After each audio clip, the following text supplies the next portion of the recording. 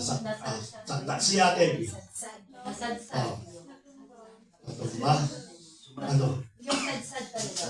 Ano spelling na ito ba? Nabuan. Normally, yung word, saan yung napapakinggan po yan? Sa movie. No? Kasi nung kailan ko nag-batch kami na, sabi nung aking anak, yung kanyang plot naman sinabi niya, hindi raw maganda. It so happen also, we call it plot, no? Pinakano po doon. Kasi, bakit po? I'll give you a small explanation. Yung bang napaka-high ng expectation mo for the movie because the movie was spent million and million of budget. Napakaganda. Yung casting po ng mga Kabilang artista GC. ay talagang Kabilang mga Facebook. kilala. No, Facebook no? man charts. So definitely those plan to watch the movie, yung kanilang expectation napakataas. But after watching the movie, nalalabas sila malungkot because hindi ganon yung expectation mo nila. At normally, yun naman nagiging critics doon sa mga movie na hindi po naging maganda yung istorya. Hindi naman siya low budget movie. It is a very expensive movie. But it so happened the storyline, hindi po siya maganda. At hindi maganda yung naging resulta. Why I mention these things? Alam niyo po ba sa Bible, meron din pong love na istorya. Pakwento ko sa inyo, storytelling ako, which is I believe na marami po ang magkakaroon. Yan. Jesus name. Yan. Marami po magkakaroon po ng interest because alam niyo natin yun, people are likely to hear yung mga storya ng mga buhay ng ibang tao. In other Tagalog term, what ang tawag doon? Marites. Yeah, marites. When we talk about the story about the life of your neighbor, interesado yan. Kahit nagsasaing yan, o kaya naglilinis ng bahay, they will suddenly stop, kwento mo nga. Recently pa. Yung mga aso, no? Ganun na rin. Sabi ko sa aking asawa, kasi nung kailan nakausap ng maraming mga kapatiran na nag-open up ba, eh palibasa kasi, si Pastor ang approachable yan eh. Kaya pagkatapos po niya, nagtatrabaho ko namin, Pastor, bigyan mo naman ako ng chismis. Ano naman no? We like chismis somehow. No? Ito, hindi po ito chismis. It is a true story po. Kaya lang po, sabi nga natin, hindi po ganun kaganda yung expectation. Mataas yung expectation, but suddenly after the story, biglang bumaksak po yung kanila pong hindi na-meet yung kanila pong expectation. Pakilabas po yung ating ano po yung story sa Bible that is really nag-plot or a plot? Yan po ay about the rebuilding of the temple. Ano po yung rebuilding of the temple? Ang ating reference, if you want to read about the rebuilding of the temple, nasa 3 libro po yan, in 3 books ng Bible. Ano po yung books na yan? Sa Ezra, sa Haggai, at Zechariah. Pare-parehong date po yan ang nangyari po. Different person, but same story po about the rebuilding of the temple. Okay, mag-backtrack muna tayo. Because there is no such rebuilding unless there is originally built. Meron mo nang binil bago nagre-rebuild. Kasi po, you cannot rebuild something unless na-build mo na. Ano po ba yung na-build na temple pagkaroon tayo ng backtracking? It is the Solomon's temple. Alam na ba sa atin, David wanted to establish the permanent temple ng ating Panginoon. But God does not allow him to rebuild or to build the temple. No, yung successor mo, ang siya pong magbibuild ng temple ko, which is King Solomon. No? When you try to read the book of Solomon's, no? Yung kanyang istorya, makikita po natin the temple of Solomon, it is one of the most powerful, most beautiful that ever made sa buong mundo, sa kasaysayan po. And in fact, up to this moment, no one can compare the temple of Solomon. Bakit po? Yung kanyang haligi, pure gold. Sa nakakita ng haligi mo, pure gold. Yung nilalakaran, sapphire, yung pinakapunan niya, napaka-majestic. Bakit po kasi majestic? Because it is God's house. Ang Lord ang nagbigay po ng design ng temple na ito. Then, fast forward po tayo. No, dala mo Kuya Dave yun mo. Fast forward tayo. No, after po ng Babylonian conquer, sinira po ng Babylon Empire in the entire building po ng temple, including the house of Judah and Jerusalem. Yun po yung kasalanan niya ni King Hezekiah. Sino nakakatanda kay King Hezekiah? Siya po yung isang hari na man of God. Matuloy po siya. Dahil sa sobrang yabang niya, Malaki. ipinakita sa Babylon yung kanya, temple ayun naman Babylon yan. Ay, ang ganda. At the back of their mind, sasakupin namin ito, kukuhain namin natin ito. No, supposed to be, hindi niya pinakita. Then Prophet Isaiah rebuked King Hezekiah sapagkat hindi po yung mga Diyos. So, to make the story short, kinonquer po ng Babylon at sinira po yung lahat ng kanila pong templo. Yan. Pasahin po natin sa 2 Kings chapter 25 verse 8 to 9. I will tell you later on why King Solomon's temple is a very powerful temple. Sabihin ko, kasi yung kanyang reason, it is part of the main message for today. But let me give you the storyline. No? In 2 Kings chapter 25 verse 8 and 9, in the 5th month on the 7th day of the month, that was the 19th year of King Nebuchadnezzar, king of Babylon, Nebuzaradan, the captain of the bodyguards, a servant of the king of Babylon, came to Jerusalem. Kasi po yung for your information, the Temple of Solomon, it is in Jerusalem, not in Judah. Kasi po nung nagkaroon sila ng United Kingdom, ang ginawa po ni David, kinuha niya capital ng Israel, the United Kingdom and Jerusalem. At doon po itinayo yung pong temple.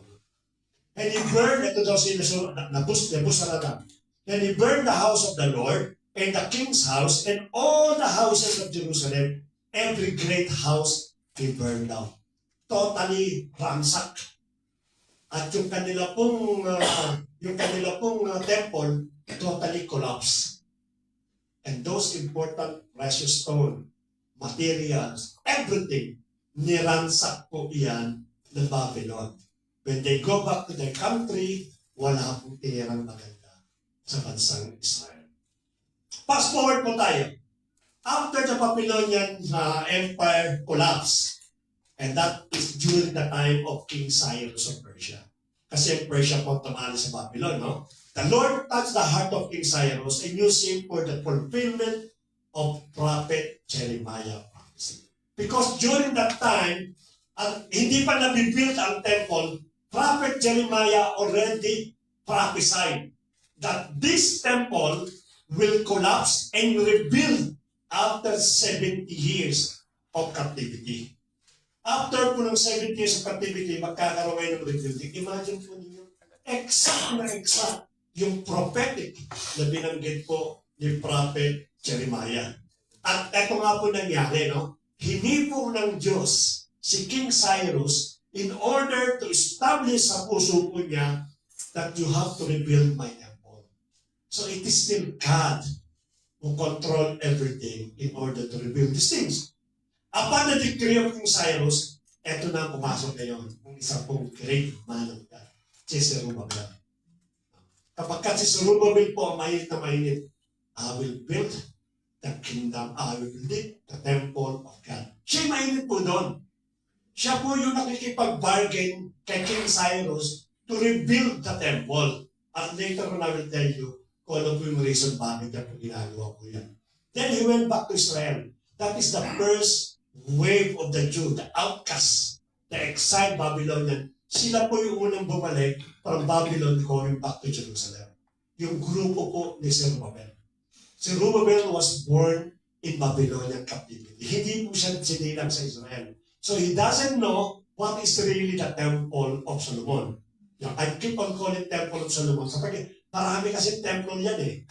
The temple during the time of Herod. No, kaya, bagamat kasi isa lang po yan, it is a temple of God, para lang ma-distinguish natin kung anong temple ang pinag-uusapan po natin.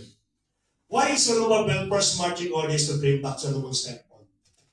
The moment that he landed to Jerusalem and he his city is completely ruined, no, the first marching order of Zerubbabel is to rebuild the temple. But if I am Zerubbabel, I came from captivity. I was exiled for 70 years. No, I don't even see my country. I don't also experience the freedom that was, taken by the Babylonian. If I am Zerubbabel, the first thing that I will do is to rebuild my own house. To establish, to look my property, to look my lost family, and to look for the opportunity to earn money. Kasi during that time, they don't experience these things. No? Supposed to be, that is the mentality of a person when it comes to captivity. Hindi man tayo na-captive, maaaring tayo po salap, no?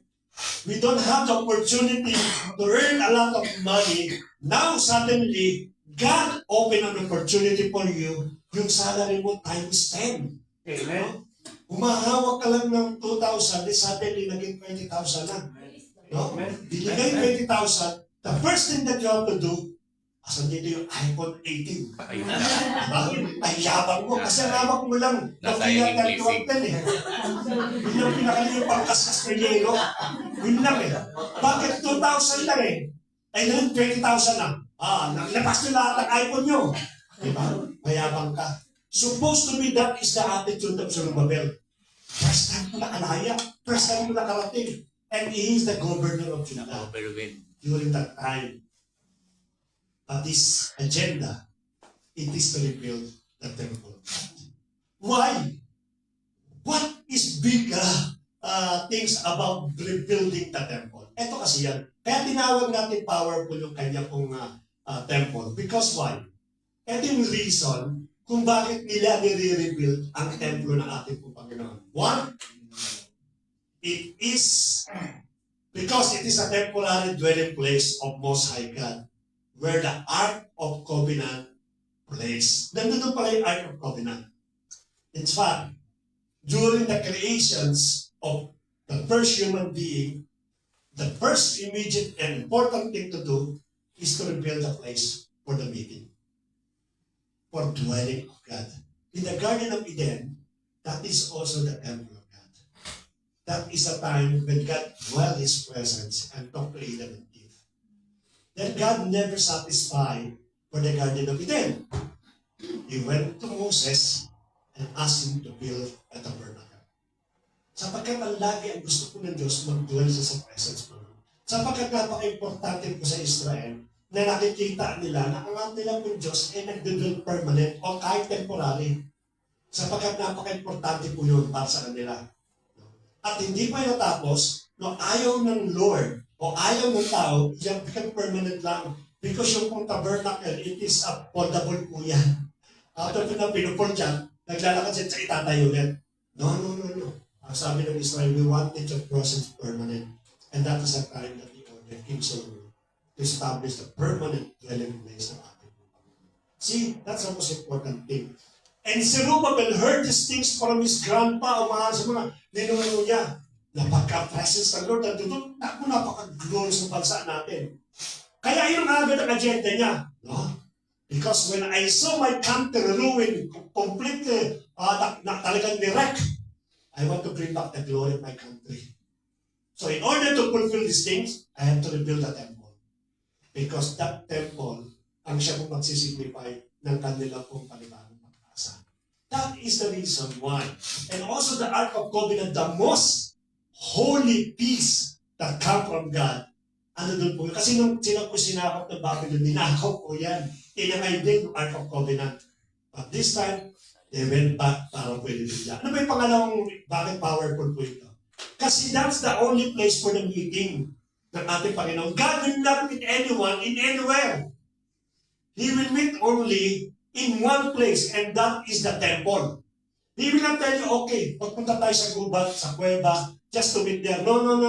I have a specific place in order to meet all of you. And that is my temple. And so happy binago ng ating Panginoon. Kaya maliwanag sinabi ng Lord Jesus Christ, no? Sabi niya, doon sa Samaritan na sabi niya, time will come and right now, sabi niya, time will come right now, you will not worship In the temple, you will not worship in the kuweba, in the bundok, but you will worship God in the spirit and in truth. And God because of the Lord Jesus Christ. But during that time, it is only a temple. Doon lang po nakipag-meet. Doon lang siya nagbibigay ng instruction. Doon lang siya nagbibigay po ng kung anong gagawin ng Israel. Yun ang pinakamalagbinan. Because the direction that was given, napaka-importante to Israel. And lastly po, ito po kaya siya naging powerful. Alam niyo po ba ang temple po is a status symbol for Israel? Pag andun ang temple, all nations feared Israel. Huwag tayo sasako. Bakit? May templo sila. Because they know that the moment the Ark of Covenant went out from the temple, kalas na, tapos na ang war. Ang Diyos ang nakikipaglaban sa kanila. No one dared to conquer Israel during that time when they have the temple. See, that is the mentality of Zerubbabel. No? I want to bring back the glory, the might of my nations. Therefore, I will not build my own house. I will not look for an opportunity, but I will rebuild the temple. Because the moment that I rebuild the temple, glory will come. Nation will rise up again. People will fear the Jews. Walang sino man ang pipigil. Kasi napakadami na kung dinaanan nila. Mga Armenian, Babylonia, Persia, and so on and so forth. Ang dami po. Enough is enough. Let us stop this war. Let us stop this slavery, this conquering. Kaya tayo natin yung ating pong sanctuary, yung ating pong Zerubbabel knows the story that he wanted to return back the glory of his nations. No? At isa pa, bukod to sa story, meron siyang backup eh. Kaya malakas ang loob ni Zerubbabel. Sino bang backup ko niya? Yung salita ng Diyos. Ang sabi dito, he was very competent because he has the backup word from the Lord himself. Siya na nga po, ang Diyos. Nadinig ko, sinabi ni Haggai, ni Prophet Haggai. Inuutusan ka ng Diyos to rebuild the temple. If God commanded me to do something, walang failure yan. Sigurado, 100% sure. Yun ang mentality ng tao ito. Sabi sa ating verse, maliwanag po yan, sa Haggai, sabi niya, then Haggai, the messenger of the Lord, spoke to the people with the Lord message. I am with you, declares the Lord. Hindi kita iiwan sa Zerubbabel. Lagi mo akong kasama. Itayo mo yung templo ko, akong bahala sa iyo. Lahat sa'yo, lahat yan. Kaya natin gawin po yan. And the Lord stirred up the spirit of Zerubbabel, the son of Shealtiel, governor of Judah, and the spirit of Joshua, the son of Jehoshaphat. Ito po yung priest, no? The spirit of all the remnant of the people, yung lahat po na bumalik. And they came and worked in the house of the Lord of hosts. Lahat po yan. Kumbaga sa sama-sama po sila. So imagine po ninyo yung atmosphere, yung environment, yung excitement na nararamdaman po nila. Parang nakikita ko. Ano niya ba yung seven dwarf? Pag umuwi ng bahay nila. Ayun ang kinakanta nila. Why? Kasi darating na sila doon sa bahay nila. Full of excitement. Kasi hindi yung excited na yun. Nga alam yun. Ito yung environment ng mga tao ito. Excited, hopeful, talaga naman yung emotion na doon po lagi sila. However, ito na siya, however. When the construction began, then Zerubbabel faced the reality of life. Problems upon problems upon problems. Ang nakala niya lahat is lang. Kasi unang-una mataas yung expectation ng tao. Kasama niya ang Diyos, smooth lang yan. Pero dumating po yung time na sa nagkaroon po sila ng mga problema.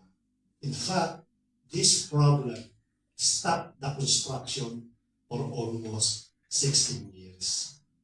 Imagine po, 16 years na stop po ito. Mamaya sasabihin sa inyo yung problema.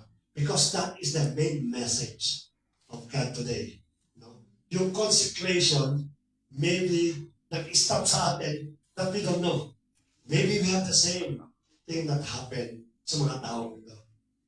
So nangyari po na-stop po yan ng 16 years. Again, pag-fast forward po tayo, because two guys heard these things happen. Ano nangyari kay Zerubbabel? Bakit hindi natuloy? Dumating po ngayon si Haggai at si Zechariah. The second wave. Punta na tayo ng Israel, let us reinforce Zerubbabel. 16 years nag-stop po ito. So when Haggai and Zechariah came back, in-stir up yung puso po ng tao. Paano niya in-stir up? By means of wording, reformation, etc. Marami siyang ginawa. So in short po, the construction ng rebuilding ng temple already completed. Na-complete? Okay, salamat. Praise the Lord. Na-complete po sila. People well prepared because they are about to open. Parang grand cinema. Ano yung premiere na? The first showing po nung inaabangan ng lahat. The most extravagant movie. Kaya marami po nag-aalam po dyan, marami tagumatin. Ito ngayon, the most excitement moment to open the rebuilding of the temple. Yung po pinakanya, nag-istira po sila. They went for fasting. Nag-fasting ang tao, they consecrated themselves like the topic for today. We are consecrating in preparation po for the presence of the Lord. They prepare the instrument because they're welcoming the presence of God in the temple. They're singing, dancing, festival ang ginawa po nila. Grand opening na po yung kanila pong rebuilding of the temple. And you know what happened? Let us read what happened. Maganda itong story. Ito nga na naging resulta. Who is left among you who saw this house in its former glory? Sino nakakita sa inyo yung former glory? Which is the glory of Solomon's temple. Tinatanong ni Haggai. How do you see it now? Nakikita niyo na ngayon ang ating opening ng rebuilding? It is not as nothing in your eyes. Nothing. There is no such glory. There is no such beauty. There is no such presence of God. Despite of many things that they done, despite of the preparation they done, no rituals, dancing, praising, nothing happened. The one that they expected the glory of God, they never came when they start opening the rebuilding of the temple. Here comes the elder. Dumarating yung mga elder. Kasi itong mga elder, ito yung mga special person. They are the one that really managing the temple. Ano po ang sabi po ng mga elder? Ito yung kanilang judgment. But many of the priests and Levites, ano doon lahat yan eh, and heads of the father house, old men, these are the elder, who had seen the first house, which is in the glory of the first temple, wept with a loud voice when they saw the foundation of this house being laid. Though many shouted aloud for joy. Nalungkot po yung mga elder. I see the glory of King Solomon's temple. I see the Shekinah glory when they opened the temple of Solomon. I see the presence of God. I see lightning and thunder I heard when they opened the temple of Solomon. But here, it is completely silent. There is no Shekinah glory. So flat ang nangyari po. Yung kanilang expectations, hindi po nangyari during the time of the opening ng rebuilding of the temple. They follow the instructions of God. They in fact prepare themselves, no? Consecrations, sabi ko siya, anointing of oil. They pour the oil for the priests because they are about to serve again the temple. Everything they done by manual. But there is no glory of God. It might be the same with us. We've been consecrating for so many times. No? You even requested for the pastor, just put an olive oil from head to my face. Let me soak with the oil. No? You pray for me. You dedicate for me. And then we pray and we sing and dance. But maybe because of these things, your consecration is not. What happened? Ano nangyari during that time? You know what's the message for today? This is what happened. Consecration is about God's presence. It's not about ritual. It's not about doing every fighting in ministry. It's not doing, you're crying. It is nothing. All these people, they done what they done before. We saw it. Nothing happened because consecration, it is knowingness for God's presence. And might be that is lacking in our life. It is God's presence. Let us go with our text for today. Actually, ang text natin is Haggai chapter 1 and chapter 2. But I will not read these things. You know what is beneficial when I preparing this message because of the synopsis of the Bible. Yung ating nadadaanan ito, nagre-refresh sa akin. Oo nga naman, ito pinakano. Ganda ito eh. So in verse 1, I will not read chapter 1 and chapter 2. Mahaba po yan. In the second year of Darius the king, in the 6th month of the first day of the month, the word of the Lord came by the hand of Haggai. At the prophet po, no? To Zerubbabel, the son of Shealtiel, governor of Judah, and to Joshua, the son of Jehoshaphat, the high priest. Thus says the Lord of hosts. Etong pinapasabi ng Lord of hosts. Consider your ways, go up to the hills, and bring wood and build a house, that I may take pleasure in it, and that I may be glorified, says the Lord. That is the promise of the Lord. After you rebuild, my presence will dwell in that temple.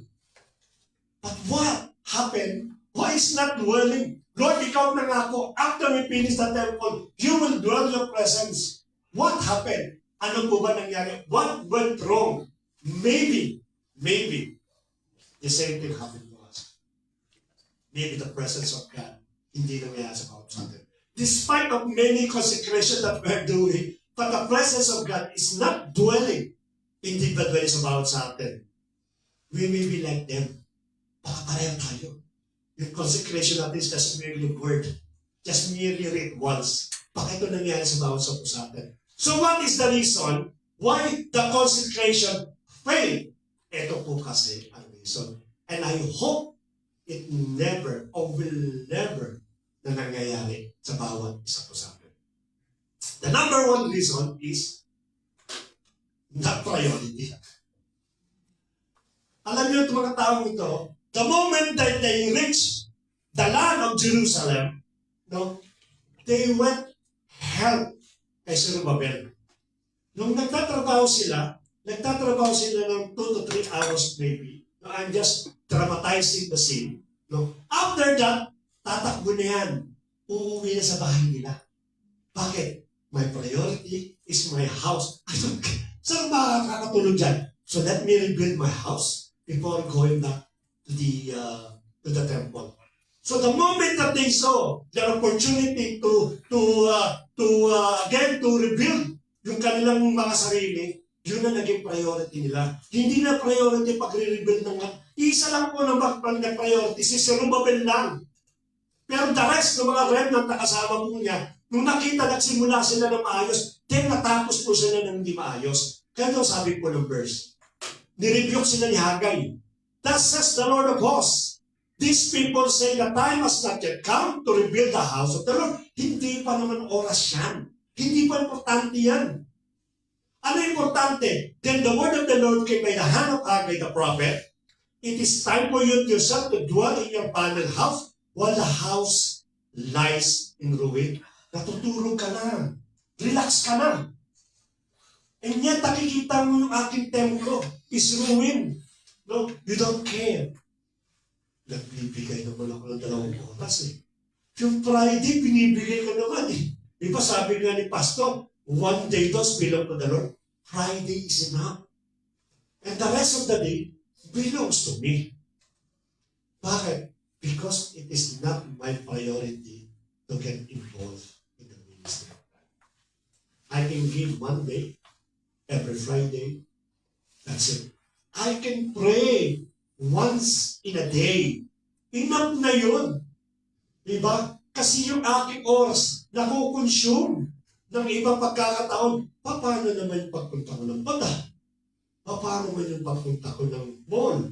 Paano naman yung pagpunta ko ng istirahan? Nadadamay. Diba? Kaya minsan pag nag-schedule tayo ng Friday with Staraha po, you even went to the Staraha.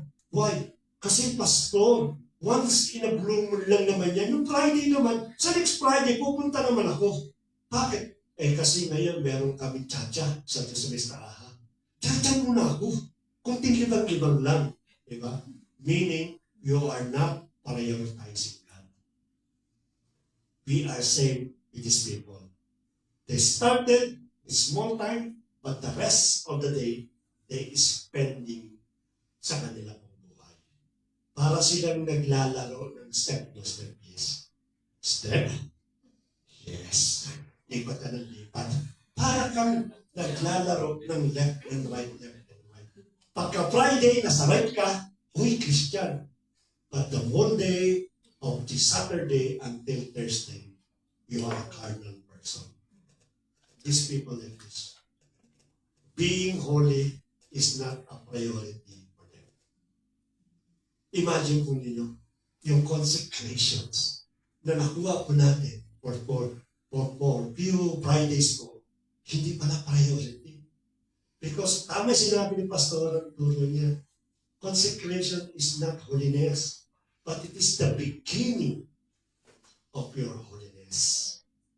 So, huwag natin sayangin po ito. Ganito po ang nangyari sa mga tao ito. No? Bakit po? Sapagkat yung kanilang complacency and self-focus po. Alam niyo po, yung me first mentality. Ako muna, bago sila. Why should I help others? Ako muna unahin ko sa sarili ko. There's nothing wrong to love yourself. Of course, tama po yun. But you always prioritizing yourself rather than for the big opportunity, a big blessing for all, yan po ay self-focus po yun. Yun ang pinaka-nangyari po dito. You'll always be priority before doing what is best for all. You will do first yung makapag-please sa'yo rather than to sacrifice for a higher goal. Tama. Doon mo na makakapagbuti sa akin kasi sacrifice. But the word sacrifice, tapang tao dyan. So I'll do first whatever pleases me. Kahit yung pleases me, it is really outside of the will of God. Nothing can stop me from pleasing myself. Why? Because hindi nga priority sa iyo ang ating Panginoon. It only comes out from your mouth.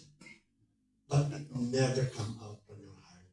Sapagkat yung priority mong pinaka-ating Panginoon, hindi mo hawak ng buhay po ninyo. Alam niyo po, sometimes, or most of the times, people calling us, ni Pastora, imagine po ninyo, anong oras na po na madaling araw. We cannot say no. Because that brethren, they need a counsel, they need an instruction coming from God. So you have to do is, get out from your bed, dress up, and go to your brethren. Ganun po yun. Pinaka kakauwi ko lang eh. Bakit naman babalik ako? Because that is your priority. If you don't know how to handle the priority in your life, baka yung consecration kami yung word lang ng consecration. I already committed the Friday with the Lord. Anyway, he asked me. Sabi nga natin kanina. So complacency and self-focus will damage or destroy your priority in life. Dapat po alam po natin yan. When my friend or my brethren, yung classmate ko po, tinanong ko lang po, sinabi ko lang po ito, just testimony for those people na hindi ko naririnig. When I asked him, because, uulitin po natin, we are about to finish our degree. Fifth year na po kami, second sem. A matter of finishing the second sem. Before the start of the second sem, yung aking pong classmate, nag-drop off po ng school. Hindi na po siya nagpatuloy, not because of the financial issue, not because of the grade issue, not because of so many issues. The issue is that he wanted to become a full-time minister. Yun ang calling niya. At yung kanyang mother, alam mo ba siya, umiiyak sa akin. Pagsabihin mo, kasi yung nanay niya, parang nanay ko po yun. Pagsabihin mo na yung classmate ko, natapusin na bago mag-full-time. So, pinausap ko yung classmate ko. Sabi ko, ano ba yung priority sa buhay mo? Kasi alam na natin, pag ginamit mo yung nanay, malambot ang puso ng anak, maaaring magbago. Ang iniisip ko, sasagutin siyempre yung concern, yung aking mother, yung aking yung welfare. Pagkagansagot niya, babalik sa school. Alam niyo po sagot po niya, ano priority niya? It is God, number one. So since I'm also born again Christian, I cannot question him.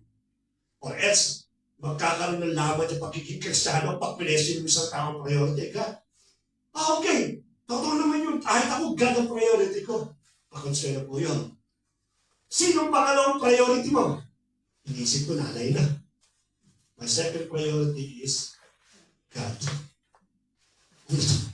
First priority, second priority, God. Sabi ko, ay kung pangatlo, tanong na kita dyan, hindi tayo sumagot nanay eh. God pa rin po ang kanyang priority. Imagine mo how strong that decision. Sometimes nga, di ba, pag-flashback sa akin eh.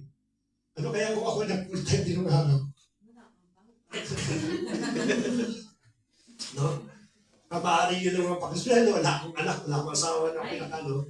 But definitely, alam natin ng Lord, God will provide everything. Amen. If that will be your priority, God will provide you everything. Yun po pinangyari ko sa kanya.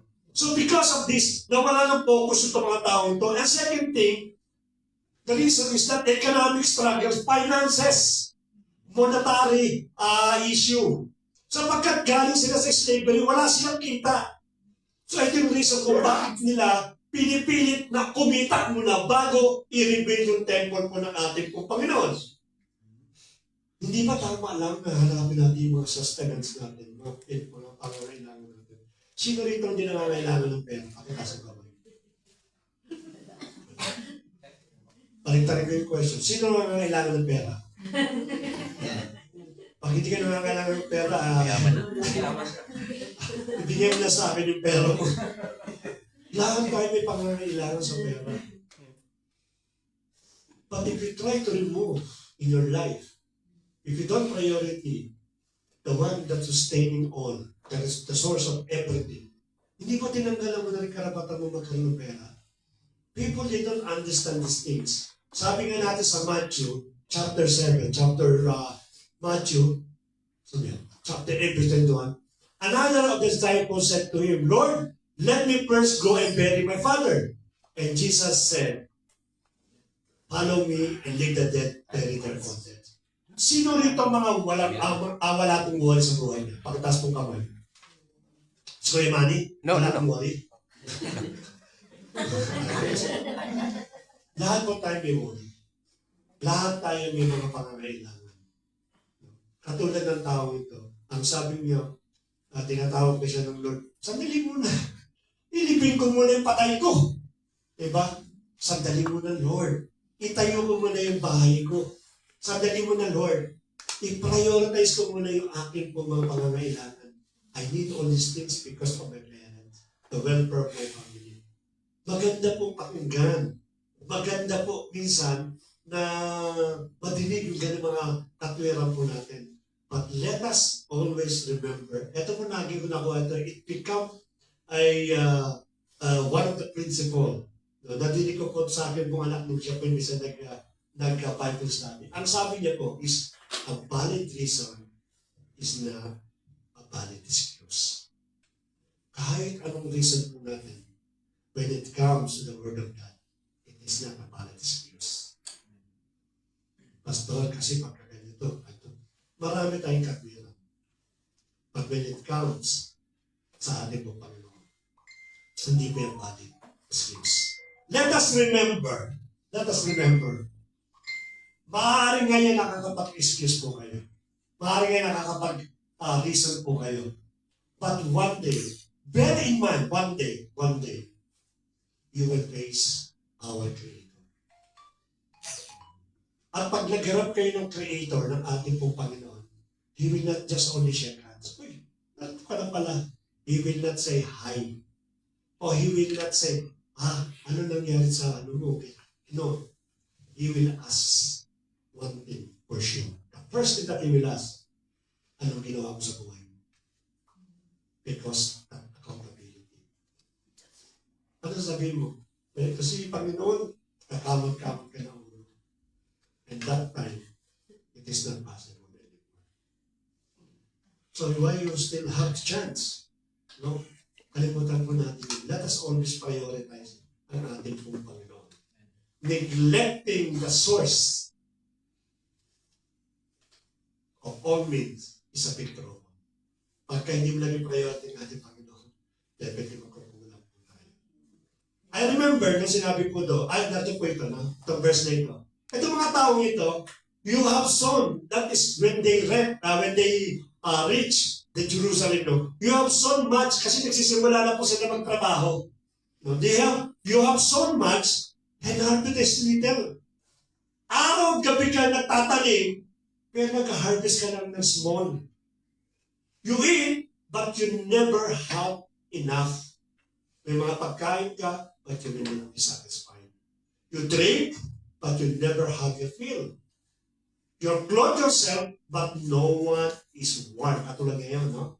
Ang dami nating jacket, dami na malamig, no? But no one can give you a complete warm, except for the praise of our God. That is the reality. And he who earn wages, does so to put them into a bag with magsusubi ako, nalalaglag lang sa butas. Imagine po ninyo. Why? Because you are not prioritizing God. We are not prioritizing God. That's why all our effort becoming vain. Ito yung reality na dinideclare ni Haggai sa mga taong ito. Kahit anong pilit po ninyo magtrabaho, mag-overtime ka man na mag-overtime, pagtingin mo sa savings mo, wala pa din. Napagod ka na, nag-exhaust ka na ng effort, tumanda ka na sa dami ng ginagawa mong, sorry for my words, no? Pero wala ka pa rin house and lot. Samantalang isa, simple-simple trabaho, because he keep on serving God, nakakadalawang house and lot na. Amen. Right? Because why? Kasi pastor, no, because God provide all your needs. Yan ang sabi po nila, yan yung learning na sa Haggai niya, maliwanag po yan. So number one po, it is not priority. And that is the reason why the glory of God never came down from the rebuilding of the temple. The second reason po is continuous practice of sin. No? Etong mga taong ito, sabi natin, despite the majority, they contributing time, they contributing effort, skill, materials, and etc. Then after ng kanila pong trabaho, they continue committing sins. Kala niyo po sa time po niyan, nagkaroon po ng cleansing dyan. Nung dumating po si Prophet Haggai at si Zechariah, the first thing that they do, upon reach there, hindi lang po encouragement, they start cleaning. Kasi po nakita nila kung kasula-sulasan na kasalanan po, ang inabutan na naman nila, para bang hindi na kayo nadala. No? Kaya tayo na-exile, kaya tayo na-ruin, kaya tayo naghirap, naging slave, because of kasalanan ng mga ninunong natin. Patuloy niyo pa rin ginagawa. Kaya galit na galit po si Haggai at si Zechariah. Ano po yung mga kasalanan ng mga taong ito? Unang-una po, they are lawbreaker. Anong lawbreaker? Basahin po natin yung ating pong verse. After these things have been done, the official approached me and said, the people of Israel and the priests, kasama po yung priest, at saka mga Levites na supposed to be consecrated doon na sa rebuilding of temple, nirireklamo po ni Ezra. Ang sabi niya, have not separated themselves from the people of the lands with the abominations. From the Canaanites, the Hittites, the Perizzites, the Jebusites, the Ammonites, the Moabites, the Egyptians, and the Amorites. For they have taken some of their daughters to be wives for themselves and for their son, so that the holy race has mixed itself with the peoples of the lands. And this the faithlessness, the hand of the official enchantment has been foremost. Nangangulugan po, they keep on getting non-Jew na wife. Bawal po yan. Ayaw ng Lord yan. He wanted to maintain or to get the pure na race po ng Israel. But these people After na magtatrabaho po yan, tatakas mo yung impact. Pag nabasa po ninyo, tumatakas po itong mga Levites na ito, mga priests. Para saan po? Para maganap ng asawa doon sa mga neighboring country. Alam niyo po, nag-decree si Haggai dyan. If you try to read, kaya maganda po yung pinag-aaralan namin eh. Nag-decree siya, pag hindi ka humiwalay sa hindi mo kalay, sa hindi natin kalay, ang ginagawa mo dyan, pinalalay sa kanila, o stone to death ang ginagawa. That is a drastic action po ni Prophet Haggai. Noong una natakot ang tao, but because malakas yung tawag ng flesh, I don't care, mahal ko siya eh. Bakit ako mag-ano? May asawa ka na, mahal ko nga siya. Kahit may asawa na, mahal ko siya eh. Pwede mo bang pigilan ang pagmamahal? Sabi nga, pastor eh, love one another, sabi ng ating Panginoon. Kaya love na love ko siya. Additional daw. Yun yung kalokohan, pagiging pilosopo. No? Etong mga taong to, ganyan po sila. Mga lawbreaker po sila. You are working in the temple. After working in the temple, you are practicing that kind of practices. How would you expect the consecration of God? How do you expect that the presence of God be built in the temple? No? Bago sa kanan, sa kaliwa pa doon. Hindi lang po yan. Because they get intermarriage sa kanilang mga neighbor, they practice idolatry. Sumasamba sila sa ano. Okay na yan. May Jehovah kami. Meron kaming Balaam dito. Meron tayong dalawang Diyos. Pas marami. Two better than one. No? Yun ang ginagawa ko nila. They compromise their belief. Not because they wanted to, but because of their wife. Yung kanila pong asawa. Hindi ba si Samson nahaw-nahaw sa mga babae? Kaya ito mga babae talaga. Diba? Yung mga firm na mga lalaking kahapon pa ng palataya, pagka iba talagang mga lalaki na gano'n, lumalaban po yan, nakikipagpataya. Amen. Pero pagka babae na siya ano, sambahin mo naman itong Diyos ko. O sige, okay lang. Wala naman nakakakita. No? Kasi bakit? Mahal daw nila yung kanilang asawa. They compromise their faith. At kala nila hindi nakikita ni Haggai yan. Kala nila hindi nakikita ng Lord yung mga pinagagawa po nila. Ano ba po yung pinagagawa ng mga tao ito? Yan, Levites as priests left the temple to work in their own field. Yung pala tumatakas pala. Parang magta-timing ka, chik! Wala siya sa pambayso, uwi mo lang sa bahay. Uwi mo lang bahay. At kung ano mga pinagagawa ko sa bahay. These people should not leave the temple because they are belong to the temple. But look at what happened to them. Repeating the same mistake from generation to generations. It might be the same with us. We keep on repeating the same sin from generation to generation. Despite of the message of God, despite of consecration, offered by God among us, sin keep on repeating on us. Then suddenly you're asking for the consecration of God. You're asking for the presence of God. So, presence of God doesn't mean for the consecration. Hindi automatic po yan. Kinonsecrate po tayo. Pinili ka ng ating Panginoon. Let us remember the church was consecrated by God. This church was consecrated by God. But doesn't mean that the presence of God is with you. Unless you live according to the will ng ating Panginoon. Ito nangyayari sa mga tao ito. It is not possible that you're holding the Bible in your right hand and on the other hand, you keep on dipping with the worldly pleasures. Baka one day po mga kapatid, one day lang po, pag-abutan po tayo ng ating Panginoon. Galatians chapter 5, verse 16 to 17. But I say, walk by the Spirit and you will not gratify the desires of flesh. For the desire of the flesh are against the Spirit, and the desires of the Spirit are against the flesh. For these are opposed to each other to keep you from doing the things you want to do. Walk in the Spirit, mga kapatid. That is the encouragement. If you walk in the Spirit, I can guarantee you 100% that God's presence in you. It is not because of the consecration, but because you walk in the Spirit. And God will always be with you. And lastly po, alam ko yung reason kung bakit wala pa yung glory ng Lord?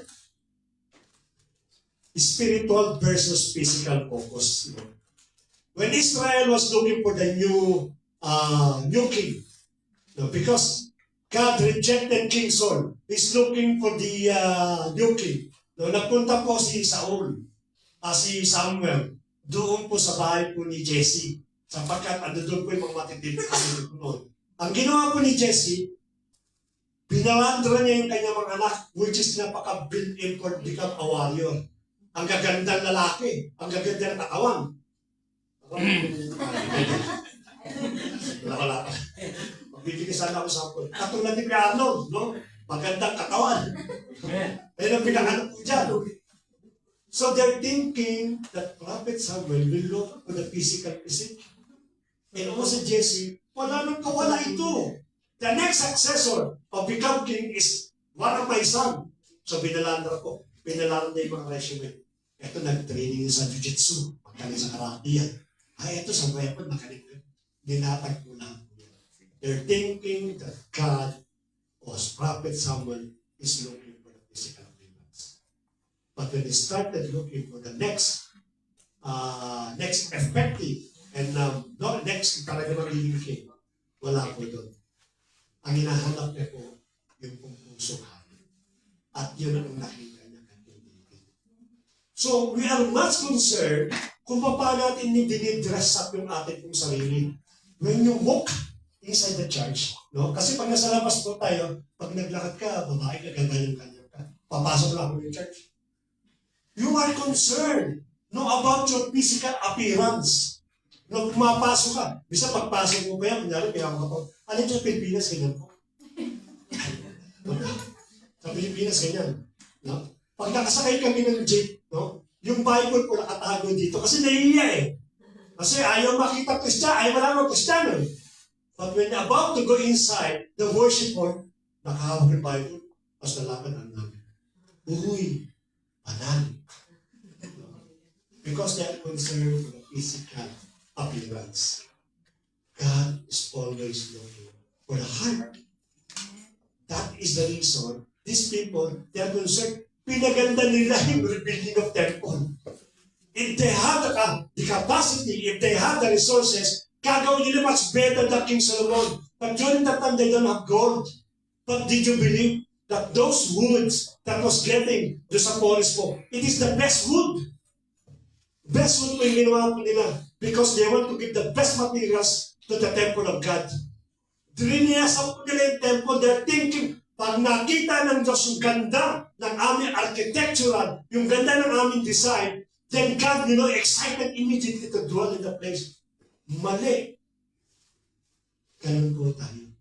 Externally, ginagamit po natin yung ating pong purity. But inside our heart, it is like a rotten heart. Nabubulok na po. Ang sabi po sa atin, it is sa 1 Samuel 16:7, maliwanag po ito.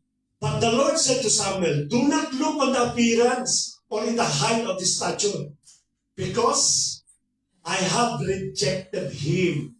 Si Eliab po, yung sa anak. Si Eliab kasi pinakamatipunan. Kala niya yun, sabi ni Prophet Samuel, ito ba yun? No, I rejected him, yung sa kapatid ni David. For the Lord sees not a man sees. A man looks on the outward appearance, but the Lord is looked well in the heart. Yung po tinitingnan ko natin, Panginoon. Maybe, nakita mo ibang kapatid natin dito, nakahimik lang, it seems na Panginoon. But inside the heart, hindi mo alam, napakalalim pala ng pagmamahal niya sa atin po, Panginoon. Ikaw, judge ka ng judge. Samantala, ang buhay mo naman, hindi nakikita doon sa appearance sa buhay ng tao. So let us be careful. No? Kailangan naman tayo. Sometimes you are concerned with what people will say. Napaka-concern mo. Pinoprotekta mo yung sarili mo.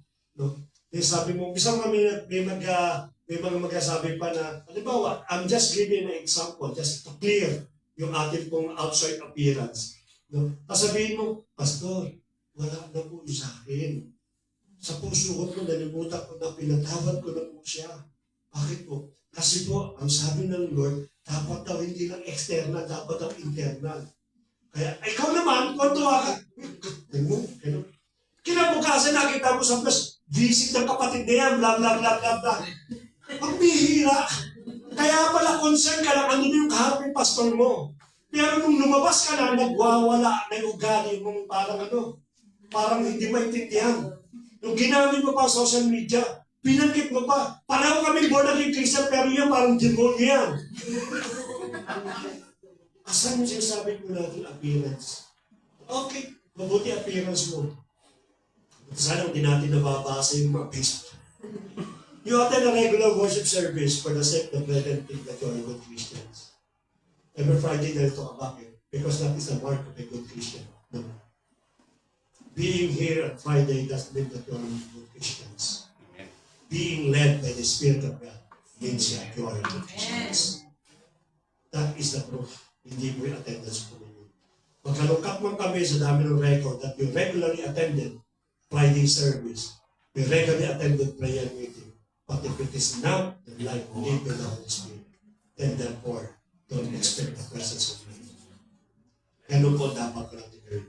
We are like Pharisees walking along the street, showing with their holiness, but inside is glory of them. Alam yung mga Pharisees ganyan. They're thinking that because of their dress, because of the way they walk, because the way they talk, kala nila they're holy. In fact, ang sabi sa kanila, you are all vipers. Sabi na natin, Panginoon. Mapagkunwari. Tapusin na po natin pagiging pagkunwari po natin. We should always concern our spiritual rather than yung ating pong physical. We might deceive our pastor, our leaders, or our brethren. But God sees our heart. And one day, katulad ng binanggit ko, you will face our Creator. At that time, everything is clear. Dito sa mundong ito, pwede ka mandaya. Pero pagkatisama ng ating Panginoon, that will be a problem for you. Challenge mo. We learned the story of rebuilding the second temple, and you know what happened. It is really very, very clear. Clear as a crystal. Nagkaroon po ng pagpaksa na kanilang expectation. Therefore, consecration doesn't mean that you are with God. We need a life that will satisfy His requirement. We need a life that will be led by the Holy Spirit. And lastly po, sa ating pong verse. Matthew chapter 9, verse 16 to 17. No one put a piece of a strong cloth on an old garment, for the pot steers away from the garment, and a worse thing is made. Neither a new wine put into old wineskin. If it is, the skin bursts and the wine spill and the skin are destroyed. But new wine is put into a fresh wineskin, and so both are preserved. It is very, very powerful message. If you want that the Holy Spirit be with you, they should put in a new nature, not your old nature. Because suddenly, you cannot contain the holiness of God if you keep living in sinning. That is what this verse talking about. You want the Spirit that will be inside your heart, inside your person, or inside you. Therefore, you must be a new creature. Last 2 Fridays po, we talk about consecrations and encouragement to be a different. That is my personal message. And second Friday po, tinuro po niya about sanctification. It is a very connected message, no? Because you will not be different unless you are sanctified by God. No, changed by God. Today's message, don't ever treat your consecrations as a second rate. Bigyan po natin na importansya yung consecration po natin. Bigyan po natin ng diin. No? Na huwag tayong mangyari katulad ng nangyari po dun sa rebuilding of the second temple. Because every effort that you done without the presence of God will become nothing. So let us all stand.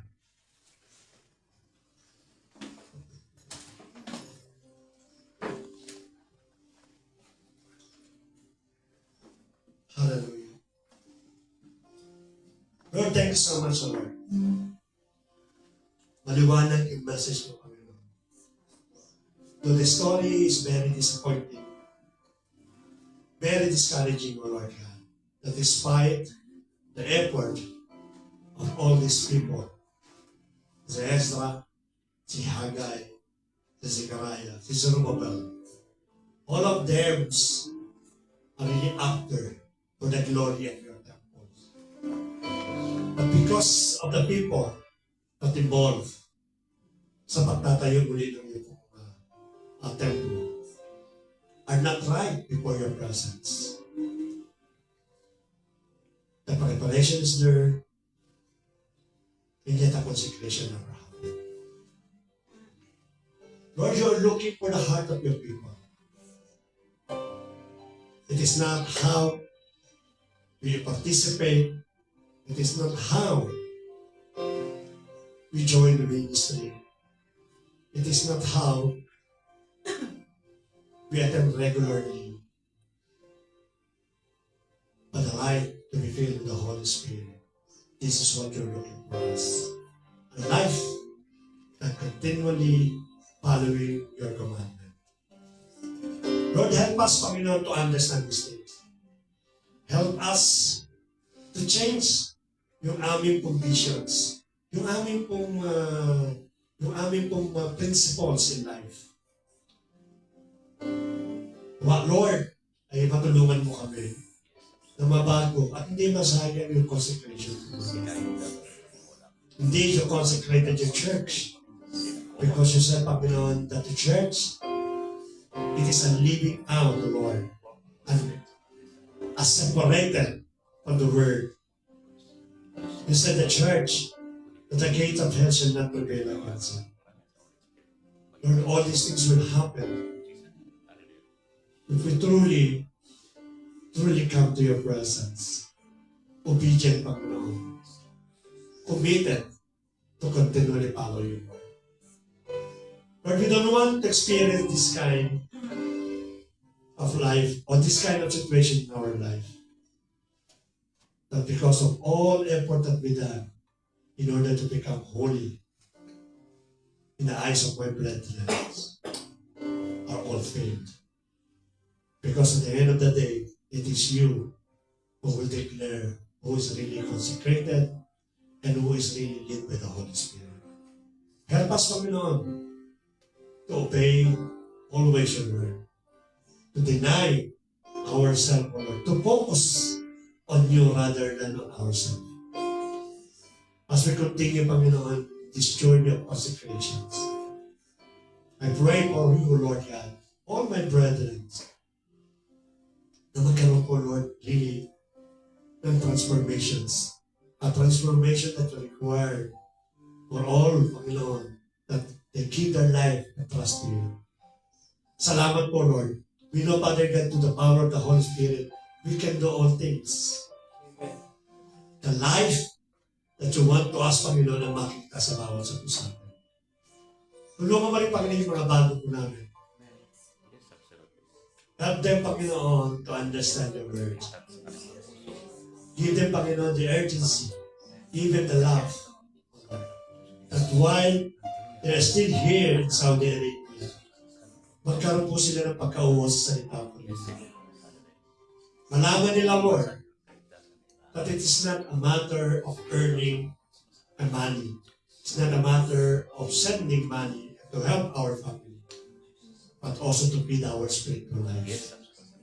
To grow, to know, and to become deeper yung relationship namin sa iyo. Yun ang panalangin namin sa amin. We pray for them also, Lord God. We pray also for their family. Kung paano mo kami, Lord, pinatektahan, pinless, pinusok sa mga salita mo. Lord, likewise, ganun din ang prayer namin sa kanila. At ganun din, Lord, ang panalangin po namin sa Panginoon. As we continue itong journey po ng consecration sa Lord God. More of your revelations be heard and be seen, Panginoon, sa bawat sa puso namin. Tulungan mo kami, Lord, lumakad, may pananampalataya. May takot lagi, Lord. Kasi, Panginoon, napaka-ingat namin sa lahat ng aming decision making, sa lahat ng aming pong sasabihin. Sapagkat we wanted, Panginoon, your presence in our life. It is not only a consecration, but the most important, it is your presence in our life. Thank you so much, Lord, for the victory that you've given to us. And we believe, O Lord, that you continue changing us from glory to glory. Change our heart, Panginoon, according to the heart of your Son, the Lord Jesus Christ. To you, Lord God, we bring back the glory, the praise and honor and adorations that only belongs to you. This is our prayer. In Jesus' mighty name. Amen. God bless po sa inyo lahat. Thank you, sir.